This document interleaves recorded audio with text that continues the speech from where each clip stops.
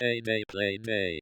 Hey, how's everybody doing? How you doing, you little pillow pals? How's your day? How's your life? How's your mom? Hope everyone's doing well in that trifecta. Mr. Pillowsuit here with another episode of HeyDay Playday with my good buddy Medi. Yay, Medi. As always, we're talking about our childhood and other life experiences that made us the delinquents that we are today. And I feel like this is... how far into the game are we at this point? We're pretty close to the end. We got this world and then the final bot up. Okay, well don't mess it up. Oh. Messed it up. Okay. All right.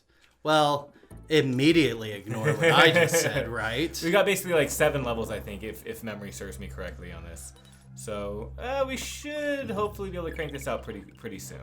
Okay. Great. Awesome. I never made it to completion on this game, sir.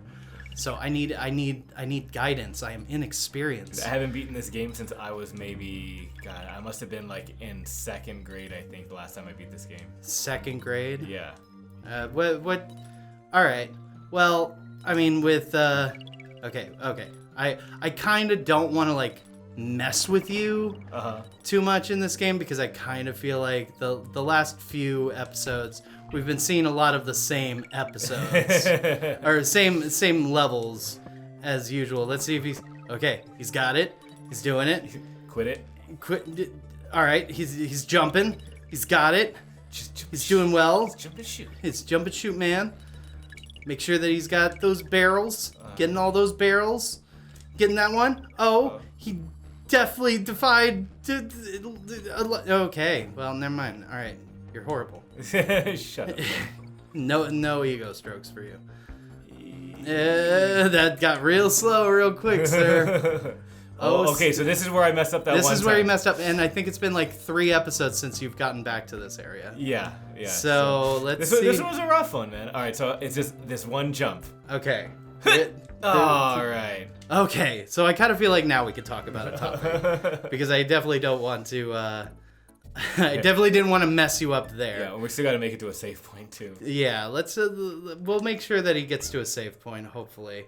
But on top of that, I kind of wanted to talk to you today about childhood injuries and what effects they had. Okay, of course, as soon as I start the topic, a fly goes right into my eye. Jesus Christ. That was a kamikaze bug. It's because we're garbage people and flies are attracted Garbage to people for garbage gameplay. And I'm not even playing the game. I don't know why he's coming after me. But what I was going to say is childhood injuries. I feel like we've talked a little bit about some of our experiences growing up as far as like what really kind of scarred you so that like those moments of it's like don't put the fork in the electrical outlet kind of a deal. And I wanted to see what yours were, and I want to see how much my stupidity outweighs yours. It's got to be a competition, doesn't it? It's got to be a competition on this because I kind of feel like I definitely did more dumbs. Like I was a conniving kid, as we've talked about with my embezzlement phase. But at the same time, I kind of feel like I was the one where it's like the don't touch the stove thing was like, all right, well, you're not the boss of me kind of Touch deal. the stove. I was absolutely the touch the stove kid, but I'll talk about those things. I want to hear yours first. So what's a crap? Okay. Well, it looks like we might be going back to that other level, guys. Oh gosh. No, I don't know what we're gonna do at that point, but one of my earliest ones was it was actually before I could even remember. My mother, we didn't have an ironing board, and she was ironing clothes like you do. And wait, you don't remember this? I don't remember. However, it left a scar that lasted for about 13 years or so. So like emotionally? I'm No, talking about emotion. I don't care about your actual scars, sir. I thought we were talking about... I don't care about your deformities. I'm talking about ones that it's like your psyche was forever changed over this. Like, and I'll give you a broader spectrum. It doesn't technically have to be a physical one. It can also be something that emotionally just it affected you to the point where, like you said, never again. All right, how about you give me one of yours so that way I have something I can go off. Okay, I was dumb and I put my finger in a light socket while it was on because I put pennies in there. Dumb! Yeah. No, I was, and the thing is like no supervision. I was kind of like the one thing to get, giving me credit, which I have Very to, difficult to like do I these have days. to do on it. I'm also the kind of kid that, he wanted to see how, like, I would say if I wasn't, if I didn't do these outlets of things, at that age, I might have been a serial killer at some point.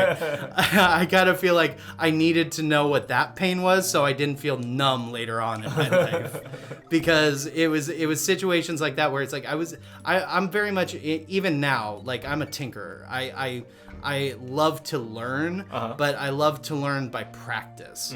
Not so much book smarts as much as street smarts on like what to do, how to do it. Like I before I get into the other scarring stories of my life, I was also the kind of kid where it's like my parents gave me one of those like animatronic looking Big Birds where their mouth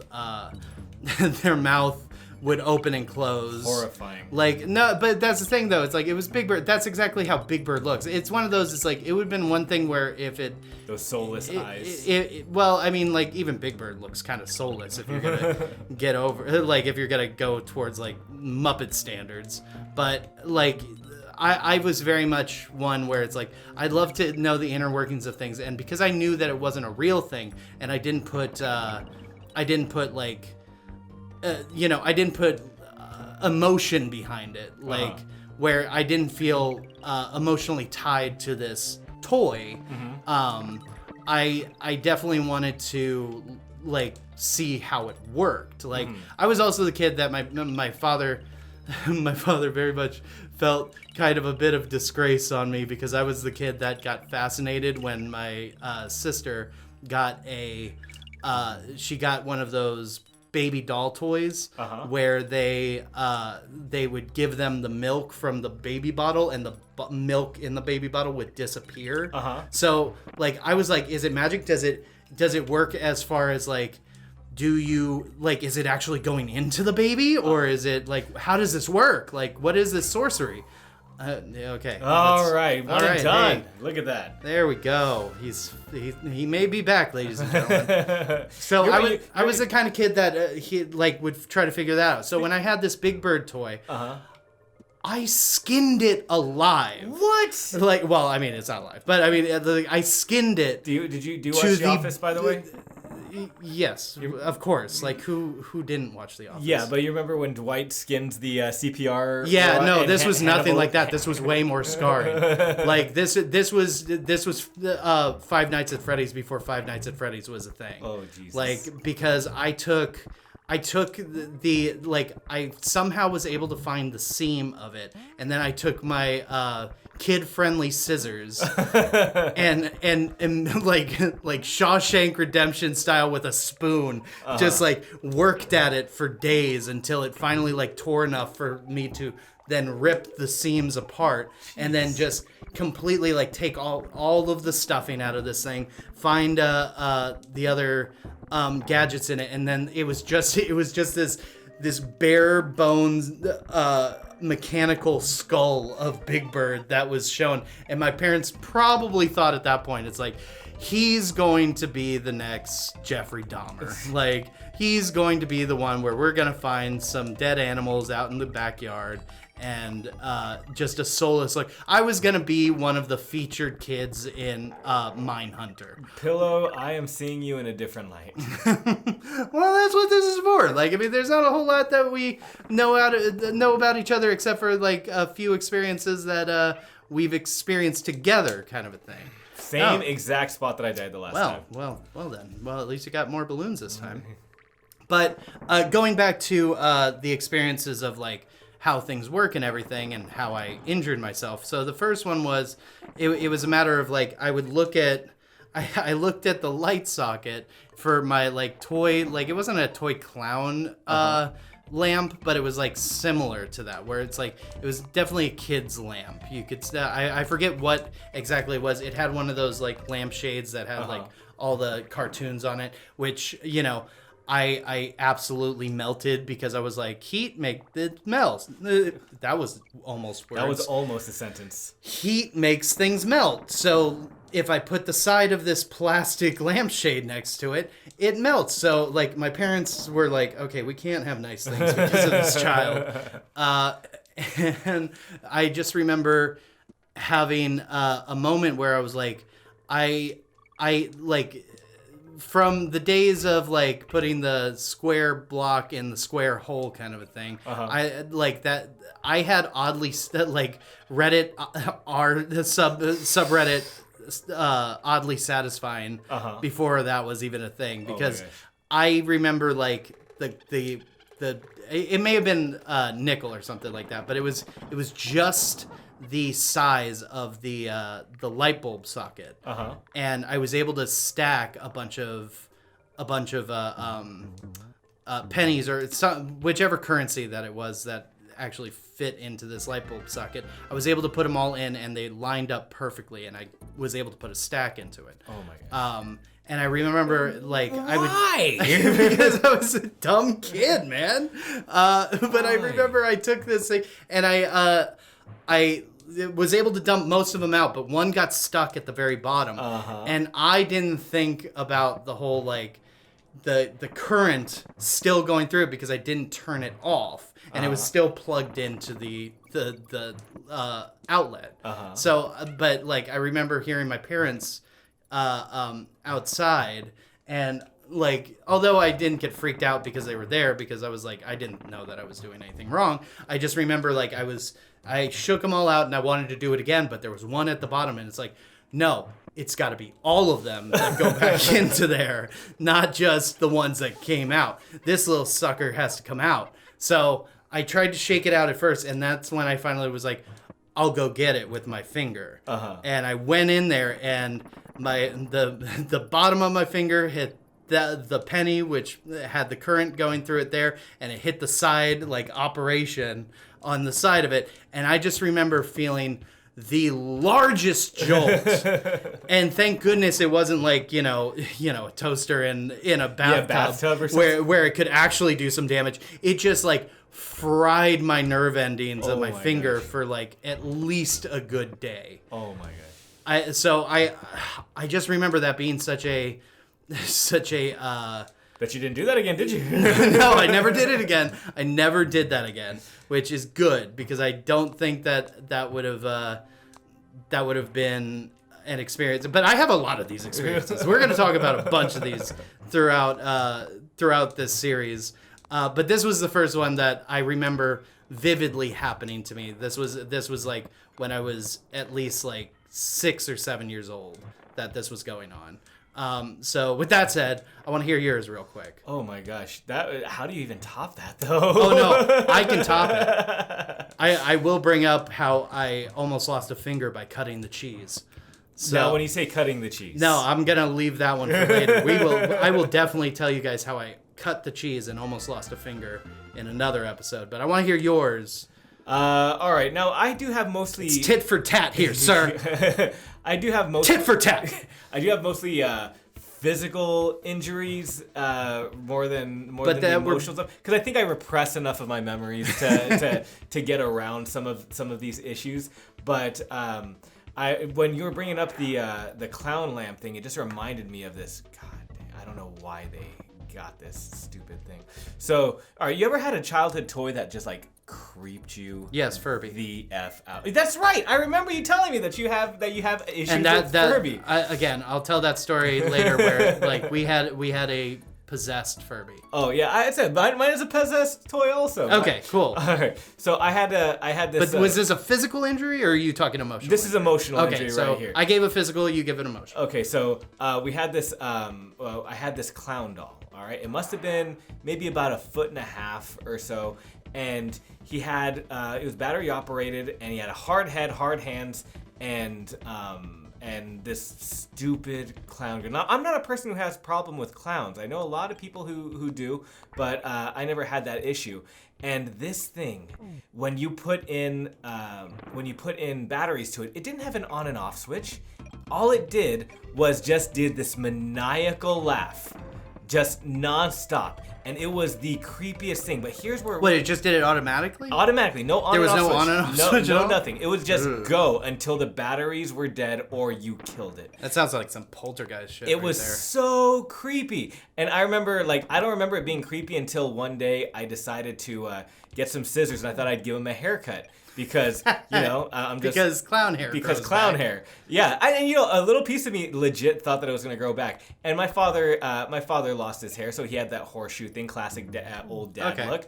And so I'm going to make him look like my dad, because I love my dad. Because everyone needs a Friar Tuck looking And so clown. I had a Friar Tuck looking clown. But where it gets like the thing that emotionally scarred me was... all right, I don't know your thoughts or your beliefs as far as like ghosts or something like that. I think that there's something to it. I try not to put crazy amounts of stock, but it's just I've had enough experiences where I think that there might be something going on. And I remember one place that we had lived at in particular, which was it was somewhere out in LA. It was some apartment complex.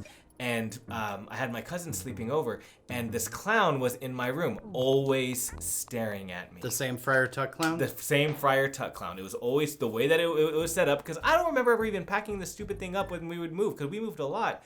And this thing was in my room just staring at me constantly. But my cousin Lily and Adi were both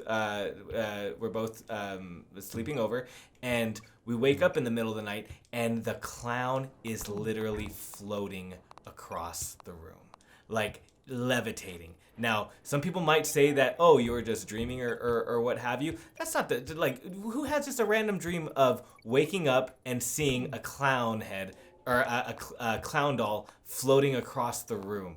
And the thing is that what I brought it up to my cousin the next day, and she said, I saw it too. So I know it wasn't just my imagination. Was this pre or post Toy Story? This was pre-Toy Story. Okay. And because I remember as soon as I saw Toy Story, I absolutely thought that there was life in toys. That was Small Soldiers for me. Was it Small Soldiers for you? Like Toy Story, I remember we would have sleepovers with he was the shitty kid of the neighborhood, but for some reason, just because he had all the good toys, we all hung out with him. But of course, he would hang out. Use with people us. to get what you want. But this was post the first Toy Story, and I just remember him. We were having a sleepover, and we were talking about that. Well, that wasn't my fault. I guess we'll be doing that level again. But I guess I'll I don't know what to say. That hurt me. I can't do that. Can we just cut to the next episode? Because I don't think I can take the emotional toll of this right there. All right, fine. Just because, yes, you are correct. We are almost out of time. We'll continue with more Scar stories. As always, guys, thank you very much for watching this video. If you enjoyed it, make sure you give it a like. Subscribe to the channel if you enjoy our little shenanigans that we're doing here. Share this with your friends. Make sure to check out the links in the description down below for our Patreon so you can help support the channel. And as always, everybody, big hugs to you, fart. Until next time, you keep fluffing your pillows. I will see you in the next video. Toodaloo, toodaloo, toodaloo, toodaloo, bye. Adios, amigos. Well then, sir. Ciao. I think you are definitely having some redemption to be made in that next episode.